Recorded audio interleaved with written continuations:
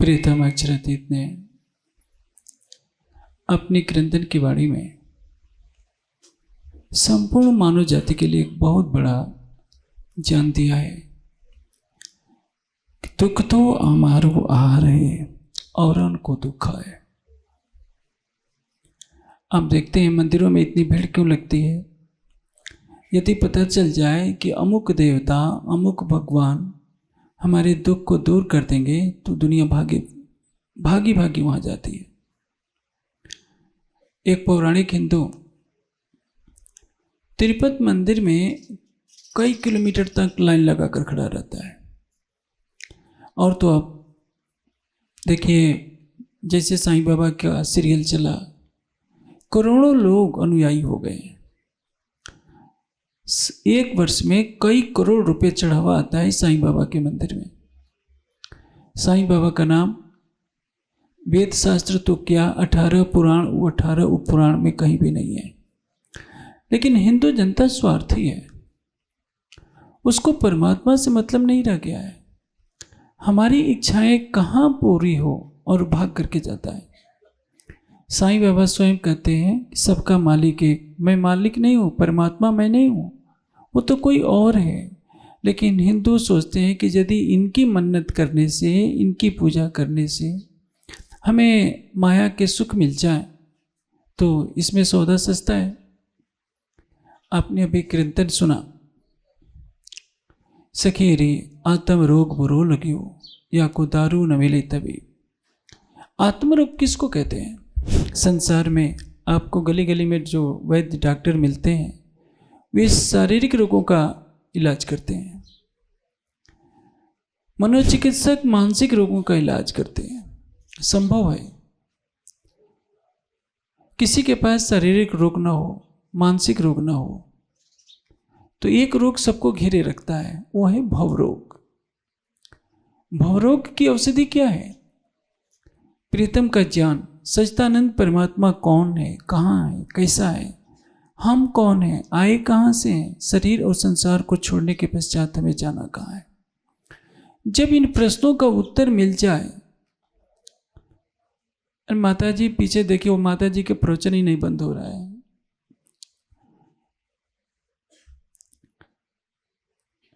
जब तक ये भवरोग की औषधि न मिल जाए तब तक 84 लाख योनियों से आपका छुटकारा नहीं मिल सकता।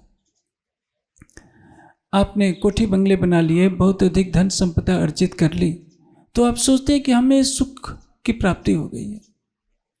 लेकिन ये संसार सुखमय नहीं है। मृत्यु हर पल आपका पीछा कर रही है। बुढ़ापा एक दिन अवश्य आएगा, रोग अवश्य आएंगे, प्रियजनों से बिछोह का कष्ट आपको अवश्य झेलना पड़ेगा, मान अपमान अवश्य झेलना पड़ेगा। संसार में ऐसा कोई भी व्यक्ति नहीं हुआ है जो ये कह सके कि मेरा संसार में कोई अपमान नहीं हुआ। भाई माता जी हाथ जोड़ता हूँ, थोड़ी देर के लिए शांत हो जाइए ना, बार बार लगातार आवाज आ रही है पीछे से। ये बुजुर्ग माताएं ही शोर करती हैं, उनकी उम्र थोड़ी बची है फिर भी नहीं सोचती हैं कि कुछ अपनी आत्मा के लिए कर लें।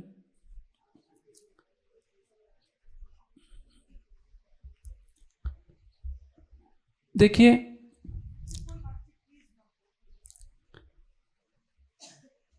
मैंने अभी कहा वैष्णो माता के यहाँ लाखों लोग जाते हैं, तिरुपति मंदिर में जाते हैं अपने अपने हिसाब से। गुजरात में दीपावली के दिन लक्ष्मी की पूजा होती है और गणेश जी की पूजा होती है। जानते हैं क्यों? यहाँ तक कि सुंदर साहब के भी घरों में अंदर राजी पतराए होते हैं और गणेश जी की भी पूजा हो जाती है, लक्ष्मी जी की भी पूजा हो जाती है। क्यों? क्योंकि सबको खुश रखना होता है। शादी विवाह होते हैं तो नवग्रहों की पूजा हो जाती है, सबसे ले लेना है। यहाँ इतनी माताएं बहनें बैठी हैं, आपको कोई कष्ट होता है तो आप सबसे पहले किससे कहेंगी? कि आप देवर के पास जाएंगी कहने के लिए, जेठ के पास जाएंगी, ससुर के पास जाएंगी? जो आपका अपना लगता है वो है पति। हो सकता है जब तक पति रहेगा कोई भी पत्नी स्त्री पति के अतिरिक्त अपनी व्यथा दूसरों से नहीं कह सकती है, क्योंकि विवाह के समय ही उसने वचन दिया होता है कि मैं अपना हृदय तुम्हें देती हूँ। पति भी कहता है कि मैं अपना हृदय तुम्हें देता हूँ। दोनों एक दूसरे के प्रति समर्पित होते हैं ये माया के चक्र को चलाने के लिए। लेकिन जो सारी सृष्टि के चक्र को चला रहा है उसकी तरफ कोई कोई बिरला होता है जो समर्पित होता है, और जो उसको समर्पित हो जाए और कहे कि इस संसार चक्र से मुझे बचा लो, तो उसको क्या कहते हैं? आत्मा का रोग लग जाता है। मैंने 3 रोगों का वर्णन किया, शारीरिक, मानसिक और भव रोग। किसी के पास यदि शारीरिक रोग नहीं है, मानसिक रोग नहीं है, तो भी भव रोग में तो सारा संसार फंसा पड़ा है। बड़े बड़े देवता, बड़े बड़े ऋषि मुनि, योगी, चक्रवर्ती, सम्राट भी फंसे पड़े हैं। संसारी व्यक्तियों की तो कहना ही क्या। एक शरीर छूटता है, वासना उस जीव को दूसरे योनि में ले जाती है। हम एक परिवार में रहते हैं, परिवार में हमारे माता पिता होते हैं, भाई बंधु होते हैं, सगे संबंधी होते हैं। हमारे इस शरीर के जन्म से पहले वे नहीं होते हैं, हमें पता नहीं होता है। न जाने हमारा जीव कहाँ पल बढ़ रहा होता है, शरीर छोड़ता है और प्रकृति के विधान से अपनी वासना के अनुसार कहीं ना कहीं तन धारण कर लेता है, और जिस परिवार में जन्म लेता है उस परिवार को ही अपना घर मान लेता है। फिर जब बूढ़ा होता है उस परिवार को छोड़ देता है, कहाँ जाएगा उसको भी पता नहीं होता है। अपने कर्मों के अनुसार भिन्न भिन्न योनियों में भटकने के लिए मजबूर होता है। इसी को कहते हैं भवचक्र, भवरोग। भवरोग की दवा क्या है? कि आत्म रोग लग जाए। आत्मिक रोग क्या है? सखीरी आत्म रोग बुरो लगियो, या को दारू न मिले तभी, 14 भवन में न पाइए सो हुआ हाथ हबीब। इस रोग की दवा किसके पास है? केवल एक सच्चिदानंद अक्षरातीत के पास। और वह अक्षरातीत कौन है? जो क्षर अक्षर से परे उत्तम पुरुष अक्षरातीत है। लेकिन जब संसार अक्षरातीत तो क्या, अक्षर को भी नहीं जानता, अक्षर तो क्या, नारायण को भी नहीं जानता, और नारायण तो क्या, नारायण के अंश से उत्पन्न होने वाले देवी देवताओं को ही परमात्मा माने बैठा है। देखिए, कुल देवी किसको कहते हैं?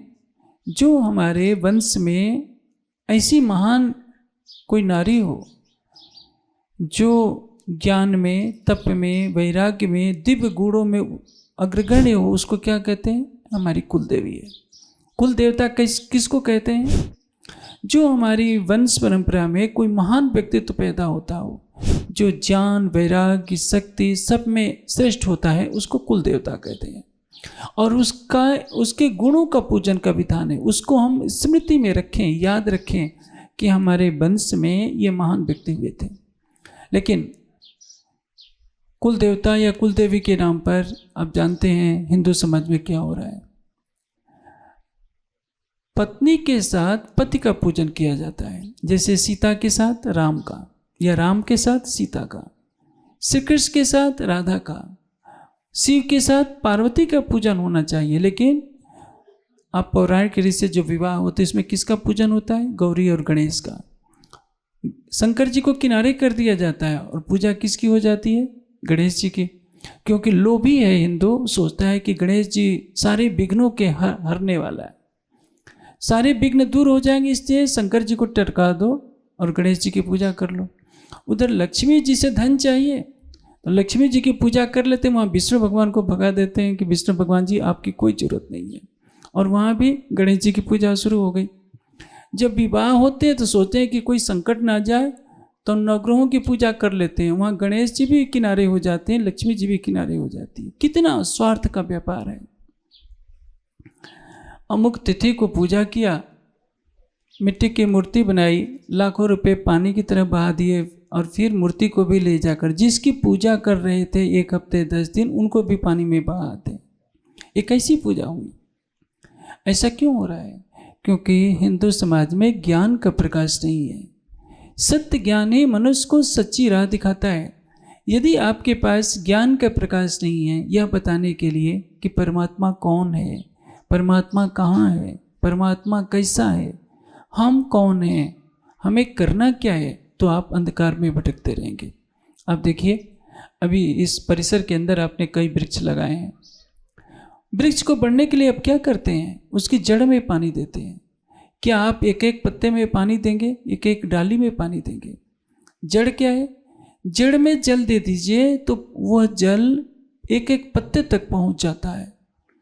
उसी तरह से सारी सृष्टि का जो आधार है, जो सारी सृष्टि के चक्र को चला रहा है, जिसने हमारी पृथ्वी जैसी असंख्यों पृथ्वियों को पैदा किया है, अनंत प्राणियों को जो उत्पन्न करता है, उनका पालन पोषण करता है, जिसके आदेश मात्र से अनंत ब्रह्मांडों का प्रलय हो जाता है, उसी परमात्मा को जानना सबके लिए अभिष्ट होता है।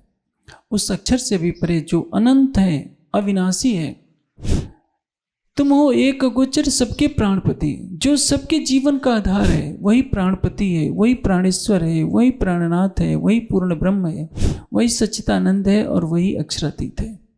लेकिन उस अक्षरातीत का ज्ञान हो तब तो। अब भगवान शिव को देखिए, हमेशा ध्यान में बैठे रहते हैं। किसका ध्यान करते हैं?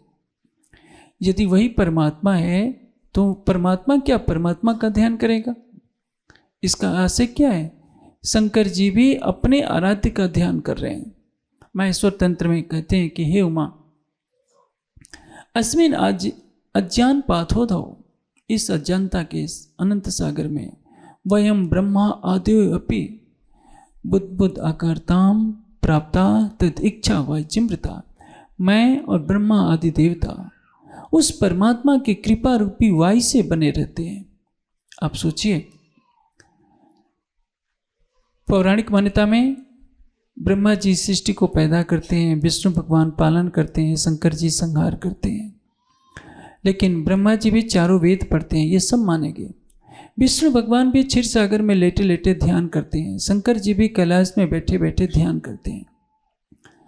जब 14 लोकों का ब्रह्मांड नहीं था, जब क्षीर सागर नहीं था, कैलाश नहीं था, हिमालय नहीं था, पुष्कर नहीं था, तब तीनों देवता कहाँ थे? इस प्रश्न का उत्तर कभी हिंदू समाज खोजने का प्रयास ही नहीं करता। तुलसीदास जी ने बहुत ऊंची बात कही है कि शंभु विरंच विष्णु भगवाना उपजय जास अंशते नाना, जिसके अंश, जिसके संकल्पिक अंश मात्र से असंख्यों ब्रह्मा विष्णु शिव उत्पन्न होते हैं।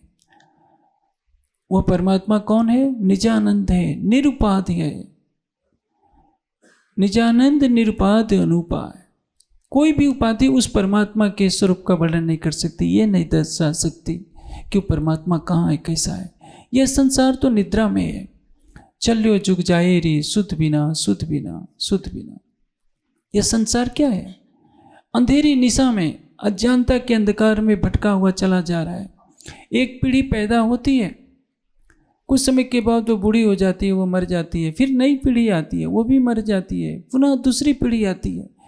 जब से सृष्टि पैदा हुई है, ये माया आदि अनादि की चली जात अंधेर, निर्गुण हो सरगुण हो के व्यापक सब फिरे यहाँ के फिर। यहाँ जितने सभी आप बैठे हैं, आज से आपकी 10 पीढ़ियाँ भी बीत गई, 100 पीढ़ियाँ, 1000 पीढ़ियाँ, आपको नहीं मालूम है। आपके दादाजी के भी दादाजी रहे होंगे, उनके भी दादाजी रहे होंगे। वो पैदा हुए, शरीर छोड़ गए, कहीं जन्म ले लिए। आप भी कहीं पैदा हो चुके हैं। आप जो बच्चे हैं कभी दादा रह चुके हैं। जो आज दादा हैं, यदि उनको मोक्ष नहीं मिला, मुक्ति नहीं मिली, तो वो जाकर किसी के बच्चे बन जाएंगे। कोई पता नहीं कौन किस योनि में जाए, किस पशु पक्षी की योनि में जाएगा, कीट पतंग की योनि में जाएगा। ये संसार मोह का ऐसा चक्र है। मैं एक घटना बताता हूँ। एक राजा था, उसको अपनी पत्नी इस महारानी से बहुत लगाव था। किसी कारणवश उसकी पत्नी की मृत्यु हो जाती है। अब राजा सोचता है कि मैं जी करके क्या करूँगा, मैं भी मर जाऊँगा। वो अग्नि में जलने के लिए तैयार होता है। प्रजा समझाती है, मंत्री समझाते हैं कि महाराज आप नहीं रहेंगे तो राज्य तो नष्ट हो जाएगा। राजा को भूत सवार था मोह का। उसने कहा कि चाहे कुछ भी हो जाए, मैं अपनी महारानी के बिना जीवित नहीं रह सकता। संयोगवश उधर से भगवान बुद्ध गुजरते हैं। भगवान बुद्ध को ये बात सारी बताई जाती है। बुद्ध जी कहते हैं कि अच्छा मैं इसका उपाय करता हूँ। बुद्ध भगवान ने भी बहुत समझाया राजा को, लेकिन राजा ने हट पकड़ लिया था कि मैं अपनी रानी के बिना जी ही नहीं सकता। अंतोगत्वा ही होता है। बुद्ध ने अपने योग बल से चींटी से बात की। देखा कि उसकी पत्नी चींटी की योनि में जा चुकी है। चींटी से बात किया और ऐसी राजा को शक्ति दे दी कि वह सीधे अपनी महारानी जो चींटी की योनि में जा चुकी थी उससे बात कर सके।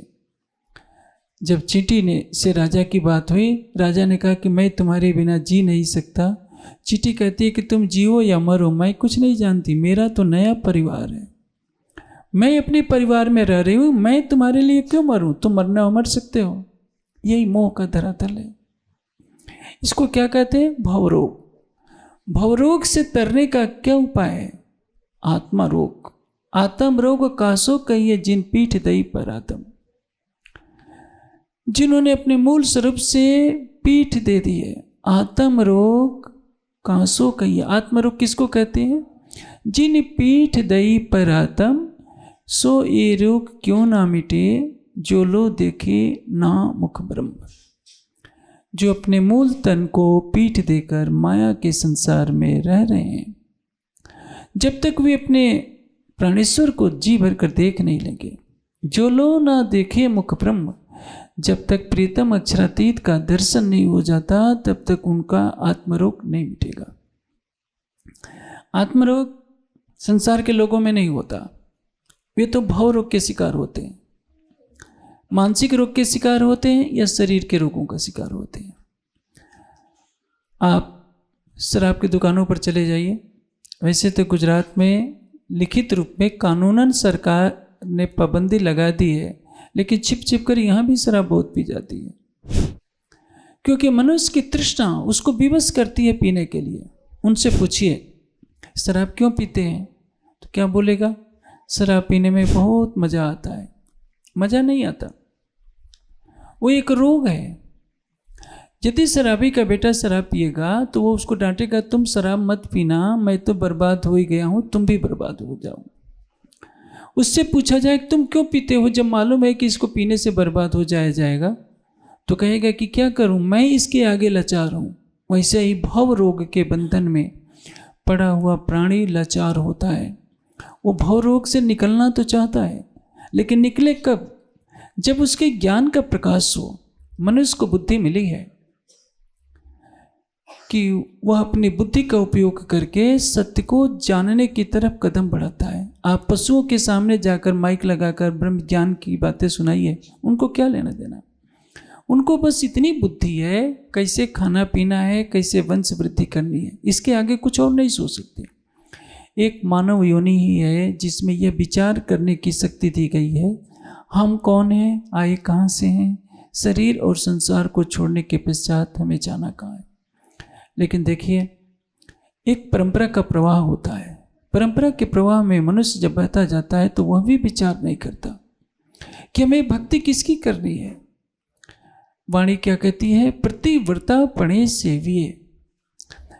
संसार में जो भी पतिव्रता स्त्री होती है उसकी चरण धूलि माथे पर लगाई जाती है, और जो उस मर्यादा का उल्लंघन करती है उसकी तरफ कोई देखता भी नहीं। वैसे ही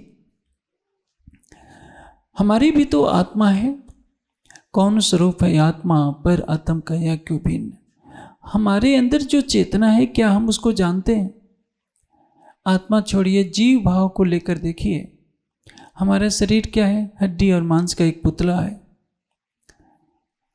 ये पुतला माता पिता के द्वारा पैदा किया जाता है। पहले बचपन इसका बीतता है, किशोर अवस्था में आता है, युवक बनता है, पुनः अधेड़ा अवस्था में जाता है, उसके पश्चात 80 साल तक होते होते बूढ़ा हो जाता है। कोई कोई अपने शरीर की उम्र को 100 साल 125 साल तक खींच ले जाते हैं। लेकिन उस समय क्या होता है? चलने की शक्ति नहीं, बालों में सफ़ेदी, आंखों में रोशनी कम हो जाती है, दांत टूट गए होते हैं, लाठी के सहारे चल रहा होता है, किंतु एक तृष्णा उसका पीछा कर रही होती है कि मुझे सुख चाहिए, सुख चाहिए। वो सुख कहाँ मिलेगा? वह सुख संसार में नहीं है। जब कोई संसार से आंखें मूंद लेता है और अपनी आत्मा के अंदर उस सुख को खोजना चाहता है तो उसको कहते हैं आत्मिक रोग, आत्म रोग लग गया है। पांचों इंद्रियां पांचों विषयों की तरफ भाग रही हैं। आंखें सुंदर रूप को देखकर मुग्ध हो रही हैं, कान मधुर ध्वनि को सुनना चाहता है, जीवा 6 रसों का स्वाद ले रही है, और इन सब का राजा कौन है? मन। मन के निभाओ, मन के भागे सब भागे जा रहे हैं। मन के हारे हारिए, मन के जीते जीत, पारब्रह्म को पाइए मन ही के प्रति। सारा संसार क्या है? मन से हरा हुआ है। क्योंकि आंखें खोलने के बाद तो सारा संसार दिखता है पांचों इंद्रियों के माध्यम से। शब्द, स्पर्श, रूप, रसगंध, ये 5 सुख है माया में, इससे अधिक सुख नहीं होता। आपके पास 100 अरब रुपये हो जाए, सारी दुनिया का भी धन आपको मिल जाए तो क्या करेंगे? आपको 6 रस का ही तो भोजन करना होगा। अंतर केवल इतना ही होगा, जैसे आप गांव में रहते हैं तो कहीं शहर में जाएंगे तो सोचेंगे कि चलो एक सस्ते ढाबे पर खा लें। जो पैसे वाला होगा वो 5 स्टार होटल में जाएगा। भोजन सबको करना है। 5 स्टार होटल में भी 6 रस ही मिलेंगे। नमकीन मिलेगा, खट्टा मिलेगा, कड़वा मिलेगा, कसेला मिलेगा, मीठा मिलेगा। ढाबे पर भी वही चीज़ मिलेगी, लेकिन थोड़ा उसमें बढ़िया तरीके से मिलती है। अमीर हो या गरीब, राजा हो या रंक, सभी 5 विषयों का ही सेवन करते हैं। और किसके माध्यम से करते हैं? मन के द्वारा। मन इंद्रियों का राजा है। वो इंद्रियों को कहता है कि माया के सुखों को लो। कश्चित् धीरः प्रत्यक आत्मानम आवृत चक्षु अमृतम इच्छन। किंतु अमृत की जो इच्छा करता है वो क्या करता है? वो कहता है कि नहीं, मुझे इनमें नहीं फंसना है, मैं तो एक सच्चिदानंद अक्षरातीत को पाऊंगा। वो आंखें बंद कर लेता है। न मुझे सुंदर रूप देखना है, न त्वचा से कोमल स्पर्श का सुख लेना है, न जीवा से सुख कर लेना है। मैं आचार्य विद्यासागर जी जैन मत के एक आचार्य हुए हैं। मैं उनका एक वीडियो देख रहा था 2-3 दिन पहले। उसमें लिखा था कि उन्होंने दूध का परित्याग कर दिया, नमक का, मीठे का, सब्जी का, जो जो स्वादिष्ट चीज़ें थी सबका परित्याग कर दिया। किसी भी तरह का स्वादिष्ट भोजन नहीं किया। इसका असर क्या है? उन्होंने अपने मन और इंद्रियों पर लगाम लगाया। किसको पाने के लिए? बहुत बड़े अमीर घर में पैदा हुए थे वे, लेकिन नग्न रहे, कपड़ा भी शरीर पर धारण नहीं किया। इसका उद्देश्य क्या था? कि संसार में किसी तरह की आसक्ति उनको न रह जाए और वो अपनी आत्मा के स्वरूप को जान सके। नहीं तो क्या जरूरत है नग्न रहने की? क्या आवश्यकता है कि संसार के सुखों को छोड़ने की? लेकिन एक संसारिक प्राणी इन्हीं सुखों को सब कुछ समझता है, उनके पीछे भागा जाता है, दिन रात परिश्रम करता है। किसके लिए? हम अधिक से अधिक धन संग्रह कर लें, अधिक से अधिक लौकिक सुख इकट्ठा कर लें। और एक व्यक्ति है जो अपने राजमहलों को भी छोड़कर, ठोकर मारकर वन में चला जाता है, आंखें बंद कर लेता है कि जो मिले खा लूँगा, जो मिले, कुछ कपड़ा भी नहीं मिलता है तो कमर में पत्ते भी लगा लूँगा, लेकिन मुझे क्या चाहिए? मुझे परमात्मा चाहिए, जिससे अधिक कोई सुंदर नहीं, जिससे अधिक कोई प्रेम करने वाला नहीं, जिससे अधिक कोई हमारे निकट नहीं, जो प्रेम का, शांति का, आनंद का सागर है। उस परमात्मा को देखने के लिए वो दिन रात बैठ करके वृक्ष के नीचे ध्यान करता है। एक संत ने क्या कहा है? अखियां हरि दर्शन की प्यासी। बाहर की आंखों से तो संसार दिखता है, अंदर की आंखों से क्या दिखता है? प्रीतम की छवि नजर आती है। एक सूफी फकीर की कहानी है, उनका नाम था बाबा फरीद। वो 12 वर्ष तक तप करते करते हड्डियों के ढांचे बन गए थे। कहीं बैठे थे, कौवा आकर के उनके शरीर का मांस नोच नोच कर खाने लगा। बाबा फरीद कहते हैं कि कागा, तू मेरे सारे शरीर को नोच करके खा जा, लेकिन आंखों को छोड़ देना, क्योंकि ये आंखें किसी के दर्शन की प्यास में तड़प रही है। ऐसे ही सोचिए, आपकी आत्मा की आंखें यदि खुल जाएं तो आप क्षर अक्षर से परे केवल एक उत्तम पुरुष अक्षरातीत की चाहना करेंगे। यदि आपको उनका ज्ञान ही नहीं हुआ तो ये जीवन तो निरर्थक बीत जाएगा। इस जन्म से पहले आप लाखों करोड़ों बार जन्म ले चुके हैं, आपको नहीं मालूम है। इस जन्म से पहले आप किस किस योनि में भटक चुके हैं, आपको भी खुद नहीं मालूम। इसलिए जो भवरोग मिटाने की औषधि है वो क्या है? दुख तो हमारो आहार है, औरन को दुख है। मैंने आपको पहले ही बताया। किस मंदिर में सबसे अधिक भीड़ लगती है? जिस मंदिर में यह प्रचलन कर दिया जाए कि ये अति प्राचीन मंदिर है और यहाँ पर चढ़ावा चढ़ाने से आपकी सारी मन्नत पूरी हो जाती है। बस देखिए, लाइन लग जाएगी, 2 की इच्छा पूरी होगी, 3 की इच्छा पूरी होगी, फिर सारा संसार चींटी-हार ऊंट कतार की तरह चलता फिरेगा। आपने कुछ दिनों पहले टीवी में देखा होगा, एक बाबा जी आते थे, सुना है कि पहले वे ईंट भट्टे में काम किया करते थे, व्यापार करते थे, जो भी हो, और उन्होंने सभा लगानी शुरू कर दी। किसी को कहा कि तुम ये कर लो, तुम पकोड़े खा लो, तुम्हारी इच्छा पूरी हो जाएगी, तुम ये कर लो। उनके एजेंट रहते थे और सारा समाज बहकावे में आ गया, उनके उलूल जुलूल कामों को करने लगा। उन्होंने किसी को ये नहीं बताया कि यदि तुम दुखों से मुक्त होना चाहते हो तो एक सच्चिदानंद परमात्मा की आराधना करो। भगवान बुद्ध, जिनके पास माया का सारा सुख था, विश्व सुंदरी यशोधरा जैसी पत्नी थी, राहुल जैसा पुत्र था, सबको छोड़ दिया और एक वृक्ष के नीचे 6 वर्ष तक बैठे रहे, कठोर तप में। शरीर हड्डियों का ढांचा बन जाता है। 7 दिन 7 रात की कठोर समाधि के पश्चात उनको बुद्धत्व प्राप्त होता है। उनका उपदेश क्या है कि अपने तृष्णाओं का त्याग करो, जीवन को मध्यम मार्ग में ले चलो। वीणा के तारों को जोर से खींचोगे तो तार टूट जाएंगे, वीणा के तारों को ढीला करोगे तो उसमें से आवाज़ नहीं निकलेगी। उसी तरह से जीवन एक वीणा के संगीत की तरह है। यदि भोगों में आसक्त हो जाओगे तो भोगों की वासना तुम्हें पुनर्जन्म के लिए विवश करेगी, और यदि सभी विरक्त ही हो जाएंगे तो क्या होगा?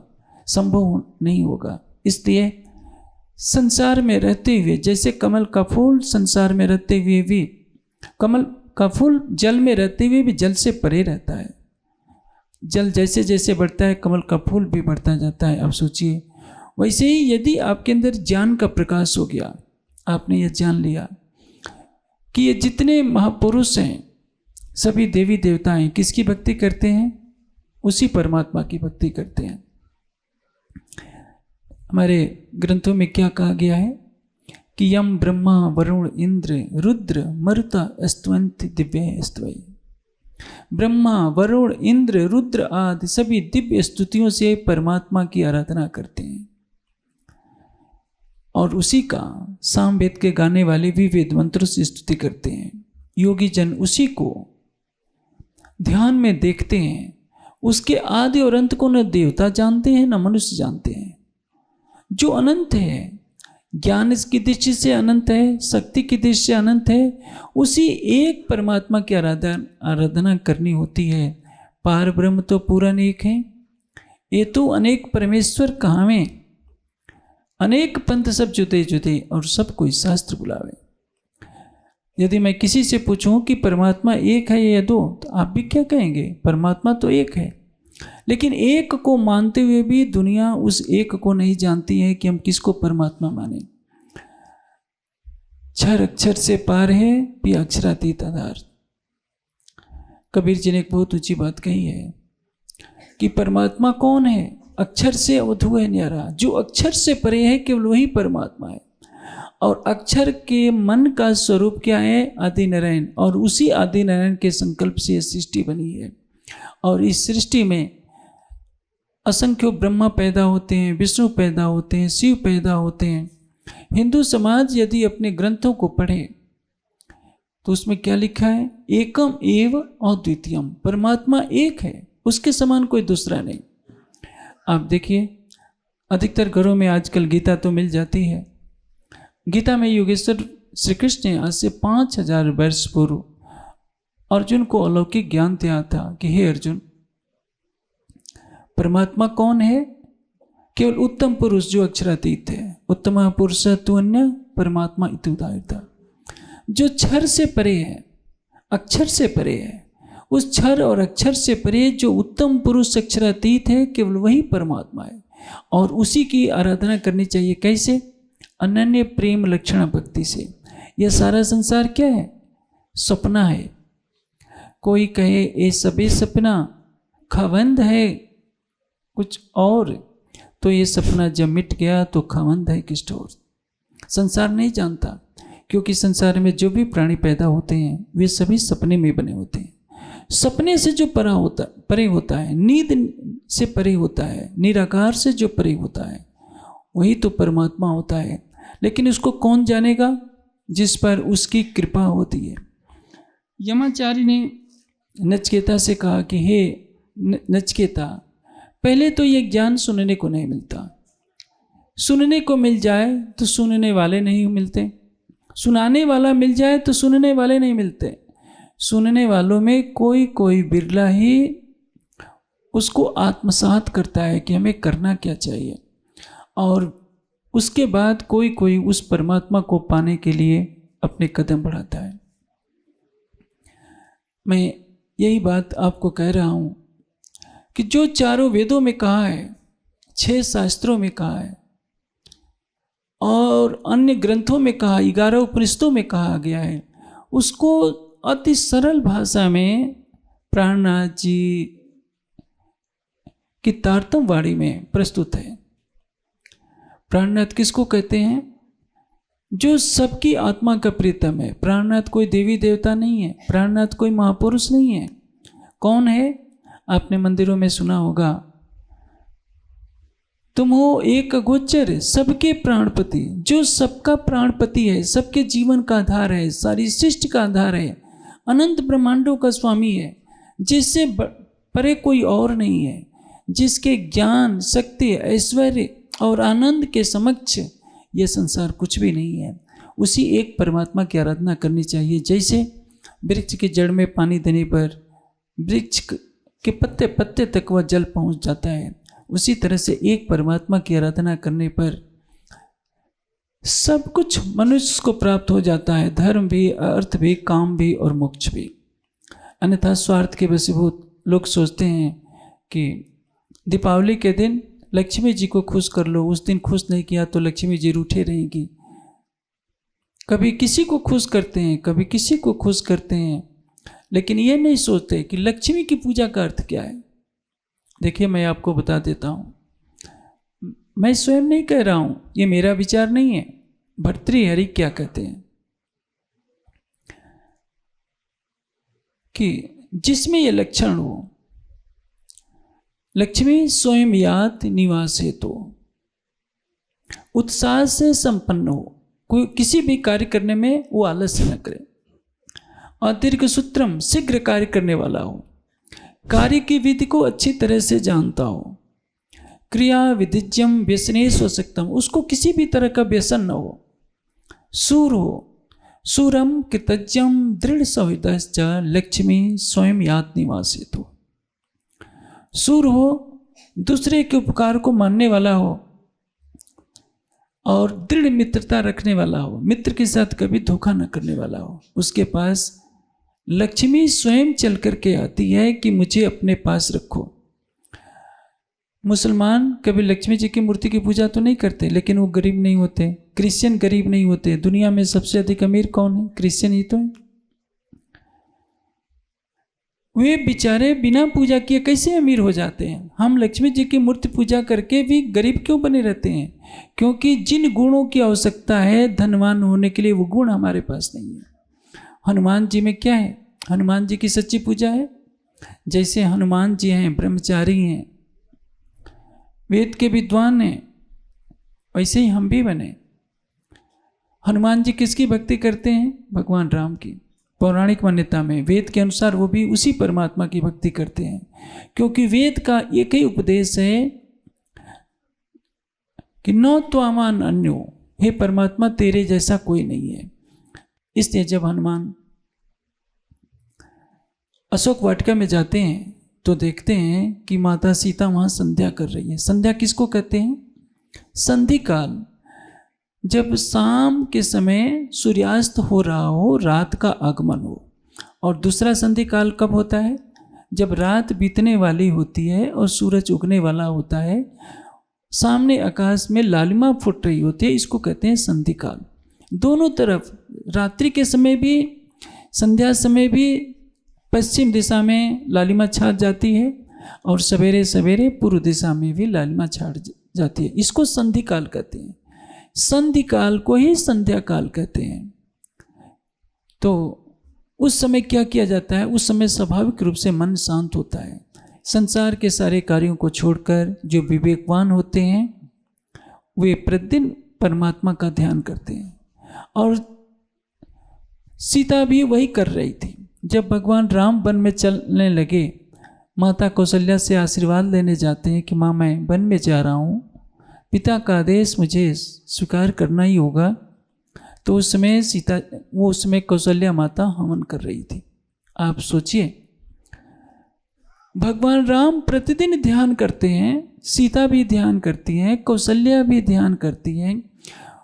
योगेश्वर श्री कृष्ण भी जब संध्य दूत बनकर पांडवों और कौरवों के बीच में मैत्री स्थापना करने का प्रयास करने के लिए जाते हैं, संध्या समय हो जाता है तो रथ को रोक देते हैं, वो भी ध्यान करने बैठ जाते हैं। शंकर जी को देखिए, वो भी ध्यान कर रहे हैं। ब्रह्मा जी को देखिए, वो भी वेद का पठन कर रहे हैं, वो भी ध्यान कर रहे हैं। विष्णु भगवान ध्यान कर रहे हैं। सृष्टि में ऐसा कोई भी देवी देवता नहीं है जो उस अनादि अक्षरातीत की आराधना न करता हो। इसलिए जो उनके चित्रों की केवल पूजा करते हैं और एक परमात्मा से मुख मोड़ लेते हैं, उन्हें आत्ममंथन करना होगा कि जिसकी हम पूजा कर रहे हैं, जिसकी भक्ति कर रहे हैं, वो हमारी भक्ति सही नहीं है। क्योंकि जो वो कार्य कर रहे हैं वही कार्य हमें करना चाहिए। कोई सच्चे गुरु का सेवक कब माना जाता है? जो गुरु ने मार्गदर्शन दिया है, जो जिस कार्य को करने के लिए कहा है, उस कार्य को जो करता है वो गुरु का सच्चा प्रेमी कहलाता है। जैसे आप देखिए,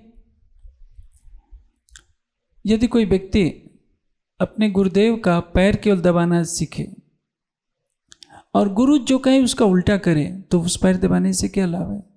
क्योंकि गुरु के आदेशों की तो अवहेलना कर रहा है। गुरु का सच्चा प्रेमी कौन होता है? जो गुरु ने बताया उसको श्रद्धा पूर्वक ग्रहण करना। यदि हम भगवान राम के भक्त हैं तो मर्यादा पुरुषोत्तम राम ने जो किया वो हमें करना चाहिए। योगेश्वर श्री कृष्ण की भक्ति हम करते हैं, पूजा करते हैं, योगेश्वर श्री कृष्ण ने जो कहा वो हमें करना होगा।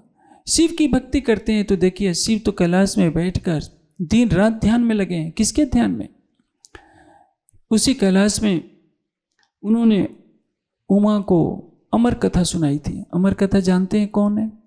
वह कथा, वह ज्ञान जिसको सुनने से अमरत्व प्राप्त हो जाए। वह अमरत्व क्या है?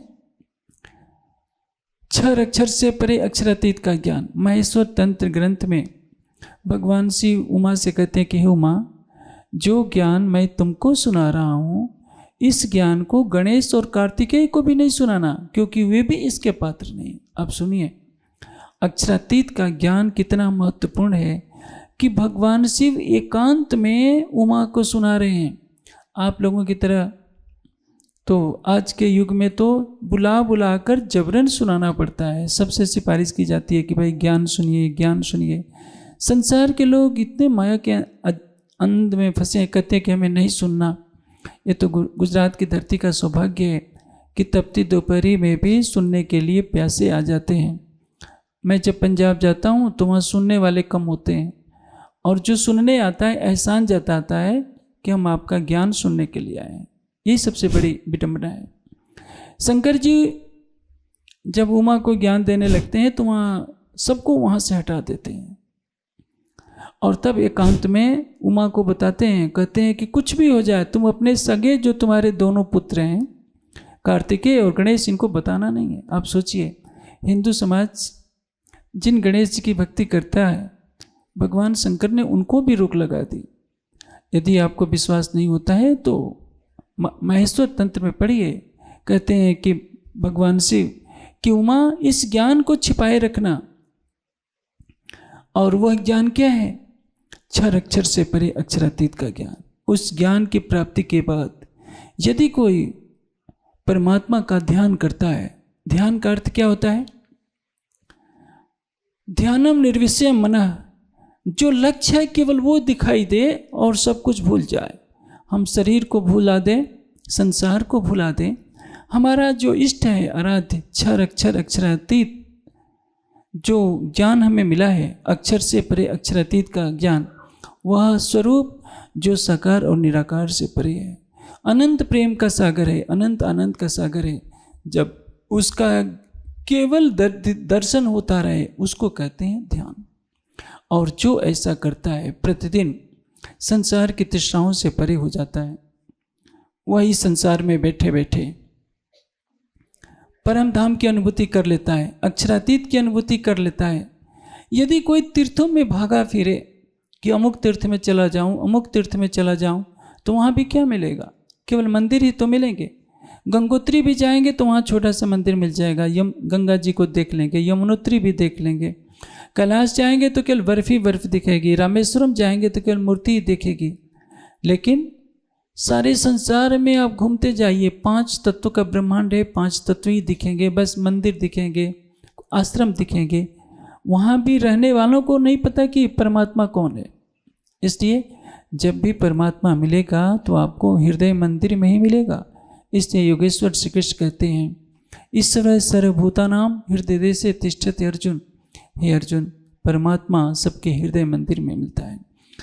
आपको यदि माया के संसार में दुख मिलता है तो विचलित ना होइए। दुख तो हमारो आहार है, और उनको दुखाए, दुख के भागे सब फिरे, कोई बिरला साध निभाए।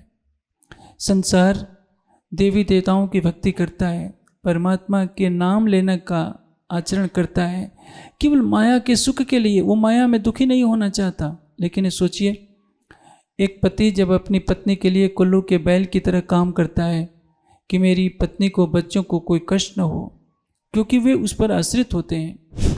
यदि आप सच्चिदानंद परब्रह्म के प्रति अपना प्रेम दर्शाते हैं, अपना समर्पण करते हैं, तो आपको किसी तरह का कष्ट वो क्यों होने देगा? वह आपके प्राण की नली से भी निकट है। केवल उसके ज्ञान की आवश्यकता है, उसके प्रति श्रद्धा और समर्पण की आवश्यकता है। और जिसने उस सच्चिदानंद परमात्मा का ज्ञान ग्रहण कर लिया, क्षर अक्षर से परे अक्षरातीत के रहस्य को जान लिया, अपनी आत्मा के स्वरूप को जान लिया कि मैं शरीर नहीं हूँ, इंद्रिया नहीं हूँ, अंतःकरण नहीं हूँ, मैं जीव भाव से परे शुद्ध बुद्ध आत्मा हूँ। जैसे सागर से उसकी लहरें अलग नहीं होती, मेरी आत्मा भी उस सच्चिदानंद अक्षरातीत से अलग नहीं होती। तो संसार में कितना भी कष्ट मिले वो मुस्कुराता ही रहता है, क्योंकि ये दुख तो उसको सुख का एक साधन बनाते हैं। संसारी प्राणी दुखों से केवल इसलिए भागता है कि वो सोचता है कि किसी भी देवता की आराधना करने से हमें इस दुख से मुक्ति मिल जाए। लेकिन उसको पता नहीं है कि जो माया का सुख मिल रहा है, यह माया का सुख इस 84 लाख योनियों के संसार में भटकाता फिरेगा। इसलिए इस भव सागर में कहीं भी सुख और शांति नहीं है। शांति कहाँ है? सच्चिदानंद अक्षरातीत के चरणों में। शांति आनंद कहाँ है? केवल परमात्मा के चरणों में। सारे संसार दुख का बना है, दुखमय यह संसार है, सुख खोजत अज्ञान। इसलिए सबको अपने जीवन में उसी सच्चिदानंद परमात्मा की खोज करनी चाहिए। अपने जीवन को लगाना चाहिए कि हम उस अक्षरातीत को जान जाएं, जिसको जानने के बिना इस संसार में कोई कल्याण का मार्ग नहीं दिखता, जिसको जान लेने के बाद कुछ जानना शेष नहीं रहता, जिसको पाने के बाद कुछ पाना शेष नहीं रहता, जिसके दर्शन के बाद जीवन में और कोई चाहना नहीं रहती। और ये मानव जीवन श्वासों से बंधा है, हर पल आपकी श्वास बीती जा रही है, जो क्षण बीत जाएगा पुनः आपको दोबारा मिलने वाला नहीं है। इसलिए मैं यहाँ के सभी सुंदर साथ से, धर्म प्रेमी सज्जनों से, माताओं बहनों से, भाइयों से प्रार्थना करूँगा, पुस्तकालय बनाएं। आपने बहुत अच्छा सेट बनाया है, एक सेफ में ग्रंथ रखिए, उन ग्रंथों को पढ़िए, समझिए अध्यात्म क्या है, आत्मा क्या है, परमात्मा क्या है, सच्चिदानंद परमात्मा का स्वरूप क्या है, लीला क्या है, आनंद क्या है, हम कौन हैं, आए कहाँ से हैं। अन्यथा यदि आपने आध्यात्मिक तत्वज्ञान को ग्रहण नहीं किया, अपनी आत्मा में उनका प्रेम नहीं भरा, तो ये जीवन निरर्थक चला जाएगा। इस जीवन के बाद आपको क्या मिलेगा? यदि ब्रह्म ज्ञान का प्रकाश नहीं हुआ तो जीव किसी न किसी योनि में भटकने के लिए विवश हो जाएगा। मैं ऐसा करता हूँ कि आप के यहाँ जो ये कार्यक्रम लगा है, ये तो केवल एक संदेश देने के लिए है। आज के बाद तो हम चले जाएंगे, फिर आप क्या करेंगे? आपको ज्ञान की तरफ अपने कदम बढ़ाने पड़ेंगे, आपको ध्यान चितवने की तरफ कदम बढ़ाने पड़ेंगे। ज्ञान और प्रेम का मार्ग ही है जो आपके जीव को इस भवसागर से पार करेगा। यदि आप सोचते हैं कि हम बड़े बड़े भंडारे कर लेंगे, बड़े बड़े तीर्थों में हो आएंगे तो हमारे जीव का कल्याण हो जाएगा, तो उससे लक्ष्य प्राप्त नहीं होगा। आपके मन को कुछ संतोष हो सकता है, चलो हमने भंडारा कर दिया, इतने लोगों को खिला दिया, ये तो शरीर का भोजन है, वो पचकर बाहर निकल जाएगा। आत्मा का आहार क्या है? परमात्मा का ज्ञान, परमात्मा से प्रेम। आपकी आत्मा में परमात्मा का ज्ञान प्रवेश करे, परमात्मा का प्रेम प्रवेश करे, वही सच्चा आहार है। और उस ज्ञान की ज्योति को सारे संसार में फैलाने की आवश्यकता है, जिससे कोई भी अंधकार में भटक कर एक सच्चिदानंद अक्षरातीत के चरणों से अलग न हो। क्योंकि वेद कहते हैं यस्य छाया यस्य मृत्यु तत्कस्मै देव्या हविषा विधेम। हम उस सच्चिदानंद स्वरूप परमात्मा की भक्ति करें जिसके चरणों की छाया ही जीवन है और जिसके चरणों से अलग होना मृत्यु का संदेश है। इसलिए अखंड जीवन के लिए, अखंड आनंद के लिए, अखंड प्रेम के लिए और अखंड शांति के लिए एक अक्षरातीत पर समर्पित होने और उनसे प्रेम करने के अतिरिक्त अन्य कोई भी रास्ता नहीं।